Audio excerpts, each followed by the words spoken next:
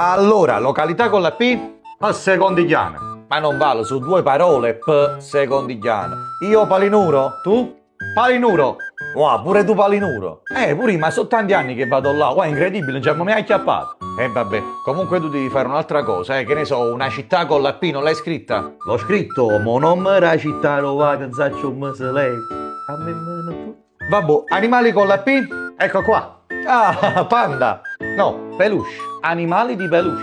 Ah, vabbè, io Perocchio. Ossa rimma. Osce, animali con la P? Pimmice. Pimmice. Oh, mamma mia, si traduce proprio nel tecnico. Fai una cosa un po' più comprensibile. La buona pappice, meglio così. Calciatori con la P? Politano. Andev. E tu, calciatori con la P?